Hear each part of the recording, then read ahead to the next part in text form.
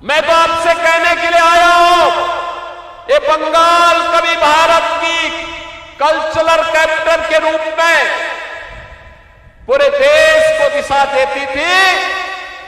पहले कांग्रेस ने, फिर कम्युनिस्टों ने, और 15 वर्षों से टीएमसी ने पहचान का संकट खड़ा किया है। अब ये कल्चरल कैपिटल नहीं, अब तो इन्होंने इसको क्राइम कैपिटल बना करके आपके सामने पहचान का संकट खड़ा किया है। याद करिए, बंगाल आजादी के बाद विकास के पथ पर आगे चल रहा था, देश की अर्थव्यवस्था का ग्रोथ इंजन था। उस समय बंगाल भारत की आवश्यकताओं की पूर्ति करता था, उद्योग धंधे थे। एक इकोनॉमिक लीडर के रूप में बंगाल की तूती बोलती थी। नौजवानों के लिए नौकरी भी थी तो रोजगार भी था। अन्नदाता किसान प्रसन्न था।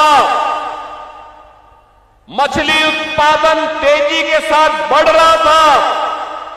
चावल का उत्पादन भी बंगाल के अंदर तेजी के साथ बढ़ रहा था। लेकिन पहले कांग्रेस ने, फिर वामपंथ ने, और 15 वर्षों में टीएमसी ने इसको भ्रष्टाचार का, भय का, अराजकता का एक केंद्र बना करके आज चावल का उत्पादन घट रहा है। मछली उत्पादन का काम कम हुआ है। यहां के संसाधनों पर माफिया हावी हो रहे हैं। नौजवान के लिए नौकरी और रोजगार गायब। किसान प्लान करने के लिए मजबूर है क्योंकि उसको उसकी उपज का दाम नहीं मिल पाता है। यूपी के अंदर आलू का दाम 15 से 16 रुपया किलो मिल रहा है और बंगाल में 1 से 1.5 रुपया मात्र मिल पा रहा है। इतना अंतर है। बहनों और भाइयों, आज मैं आप सबसे यही कहने के लिए आया हूं। मैं आपसे एक ही बात कहने के लिए आया हूं। आप चिंता मत करिए। टीएमसी के गुंडे क्या कह रहे हैं, भयभीत मत होइए। कोई माफिया क्या कह रहा है, उससे भयभीत होने की आवश्यकता नहीं। कोई मौलाना क्या बक रहा है, उससे चिंता करने की आवश्यकता नहीं। आने दीजिए डबल इंजन की बीजेपी की सरकार को। ये सभी आपकी चाटुकारिता करते हुए दिखाई देंगे। आपके लिए बंगाल की सड़कों पर झाड़ू लगाते हुए दिखाई देंगे ये सभी लोग, और इसलिए चिंता करने की आवश्यकता नहीं। देखो ना, यूपी में कितना परिवर्तन हो गया। वहां किसी सड़क पे कोई नमाज नहीं पढ़ सकता, नहीं पढ़ सकता।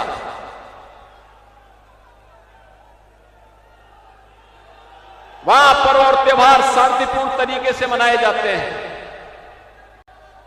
कोई अराजकता नहीं, कोई गुंडागर्दी नहीं। हर बेटी और बहन को सुरक्षा की गारंटी है। लेकिन बंगाल में धड़ल्ले से गौ कसी होती है, गौ हत्या होती है, गौ तस्करी होती है। पर्व और त्योहार के पहले उपद्रव हो जाते हैं। और इसीलिए बहनों और भाइयों, इसकी गारंटी, सुरक्षा की गारंटी, समृद्धि की गारंटी, आने वाले उज्जवल भविष्य की गारंटी केवल और केवल बीजेपी है। बहनों और भाइयों, आज आप देख रहे होंगे, जब उत्तर प्रदेश के अंदर माफिया की हड्डी और पसली को यूपी का बुलडोजर ठीक करता है और उसकी संपत्ति को अपने कब्जे में लेकर के गरीबों का आवास बनाती है, तो माफिया राज समाप्त हो जाता है। आज यूपी में न कर्फ्यू है न दंगा है, यूपी में अब सब चंगा है। याद करिए, पहले राम जन्मभूमि के लिए हमें आंदोलन करना पड़ता था, राम भक्तों पर गोलियां चलती थी। मुझे अभी एक कार सेवक मिला है यहां पे,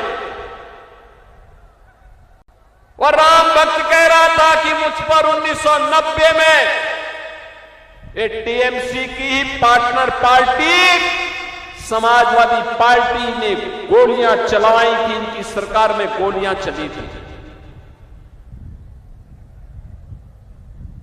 ऐसे यूपी में भी जैसे ममता दीदी को राम नाम से चिढ़ है, दुर्गा पूजा से चिढ़ है, ऐसे ही यूपी में भी चिढ़ होती थी। और डबल इंजन की सरकार आई, अब अयोध्या में भगवान राम का दुनिया का सबसे बड़ा मंदिर बनकर के खड़ा हो गया है। क्या कांग्रेस रोक पाई? क्या समाजवादी पार्टी रोक पाई? क्या टीएमसी रोक पाएगी? इसकी गारंटी केवल और केवल मोदी जी की ही गारंटी हो सकती है। मोदी है तो मुमकिन है। ये गारंटी केवल बीजेपी दे सकती है कि दंगा नहीं होगा, कर्फ्यू नहीं लगेगा, लेकिन गौ माता को कटने नहीं देंगे और हिंदुओं को बंटने नहीं देंगे। मैं तो आप सबसे इस बात की अपील करने के लिए आया हूं कि जो लोग पिछले 15 वर्षों से बंगाल को पहचान के संकट के दौर से गुजार दिए हो, जिन्होंने बंगाल को टेरर का, माफिया राज का और कटमनी एंड करप्शन का अड्डा बना दिया हो, वह टीएमसी अब नहीं चाहिए। इन लोगों ने यहां पर आम जनमानस के सामने, नौजवानों के सामने,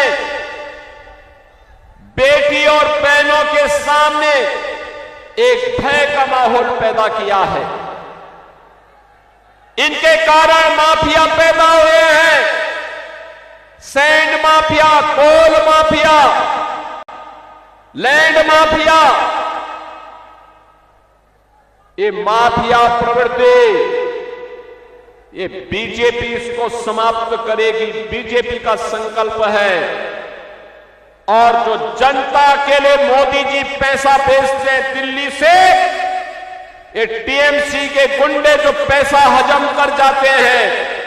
बहन और भाइयों, आज मैं कहने के लिए आया हूं आपसे यही, जो अराजकता आपको यहां देखने को मिलती है, जो भय का वातावरण है, जो दंगे हैं,